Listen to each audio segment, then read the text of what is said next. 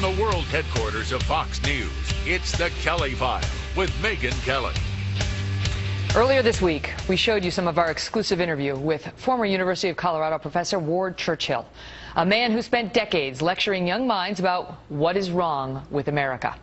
Churchill eventually lost his job after his essay comparing the 9/11 victims to an infamous Nazi finally hit the national media. He was unapologetic for his hurtful statements, and he still believes those victims arguably deserved it and that America is an evil empire. Tonight, we bring you perhaps the best part of this entire interview, when Dinesh D'Souza, the creator of the documentary film America, joined us on set. We discussed the professor's worldview and how his opinions are shared at prestigious universities across this country. Watch. This is the worldview, not just of Professor Churchill, that America is evil and needs to be stopped, but of many who are not on the left necessarily, but on the far left. Yeah, I think, to me, this is very fascinating. At one point, when I saw Ward Churchill in his home in Atlanta, he had said to me, Dinesh, you became a conservative because you came to America in the 80s, in the Reagan era. And he described his involvement in the Vietnam War and how, to some degree, that had turned him against not just the military, but against America. And it occurred to me, we can think whatever we want about Vietnam, but what I think is remarkable is how a whole generation on the left went through that war, and it wasn't just that they turned against the war, but they made the war a metaphor for the country from the beginning. Mm-hmm. So they went right back to Christopher Columbus, and they rewrote American history into becoming a series of Vietnams, of war crimes, one after the other, and they haven't stopped. So if the country is bad, it deserves what it gets. And in a sense, the whole thrust of his argument depends on, are we in fact Nazi Germany, yes or no? Mm-hmm. Now, when I see the World Trade Center, I see something totally different than he does. In fact, what I see is America representing a technological capitalism that is making the whole world better. I mean, if Nike or if Apple opens up a Jobs Wanted sign in Bombay, the lines will be around the block. Why? Because people are seeing hundreds of millions of people are coming out of poverty in Singapore, in Thailand, in China, in India. Now, a lot of people still remain poor. I know that. But this technological capitalism here in America is not the problem. It's, in fact, the solution to the problem. So to treat the World Trade Center as a symbol of evil, it's actually a symbol of good in the world. My major point was, for all the buzz terms that sound nice when you put them on, I think you see as a form of corporatism here. And corporatism is not necessarily capitalist. Corporatism could be fascist. For example, Mussolini was a corporatist. It could be state corporatism, as in the Soviet Union. That's independent of the ideology you frame it in, and certainly we don't have a free market. Is there anything good about America?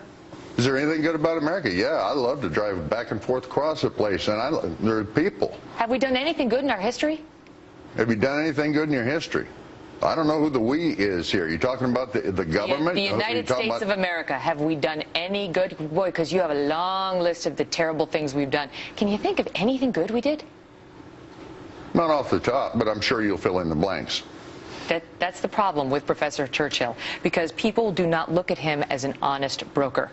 When you cannot offer one thing, maybe liberating Europe, maybe that was the Soviet Union, maybe ending World War II. I mean, nothing. Maybe fighting a war to end slavery. I think there were 27 million Soviets who died during that war that had a little more to liberating Europe, if that's what you want to talk about. You're making my point, sir. Right, but the Soviet Union was directly invaded, so they were merely protecting themselves and fighting the Nazis. They were perfectly happy to be allied with the Nazis before that, you remember? I do remember. As for the United States not only liberated Europe, but rebuilt Europe. And so former enemies, Germany and Japan, which were against us, are now friends. And I'm familiar with the history. Every year, tens of millions of people try to come to the United States. Yeah. They try to come. And if we lifted the curtains, more would come. Half the world would come here. Now, they're coming here, voting with their feet, leaving everything that matters to them behind.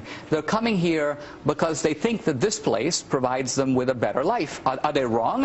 Are they coming to an evil empire? What do you know that they don't? They're following their wealth to They're its coming here for destination. economic opportunity, but aren't they? They're That's coming. because the economic opportunity, in no small part, accrues from their own countries. It's the expropriation of their wealth, which puts them into destitution there. Let me ask you this. Why did you become a teacher? To Professor. teach, to profess. To offer this worldview? Yes, Were you doing that for years at the University of Colorado? yes. When you wrote your essay on 9/11, which you then turned into a book a couple of years later, 2003, did people read it? Not only that, I got a runner-up for a Best Writing Human Rights Award for it From whom? from the Gustavus Myers Center. So was it Which is fairly known? prestigious in this sphere. So it was known that you had these views, that you had written this essay and followed it up with a book. Yes, not everyone's ignorant. And this wasn't a problem for your colleagues at the university or elsewhere, as far as you knew. As far as I know, I was probably in the top 10 percentile in terms of teaching effectiveness as rated by the students at the University of Colorado, or at least the College of Arts and Sciences, which is the big one. Mm-hmm. I'd won the Thomas Jefferson Award. I'd won the President's University Service Award. After this essay? Oh, no, oh, no. That's what I'm asking. After the essay and once people had read it, prior to it becoming a national story, was it accepted? Were people objecting to it? Was there anything within the academic community that suggested to you people had read it and did not have a problem with it? Now you have got to hear his answer to that question and the follow-up. It's unbelievable. It's next.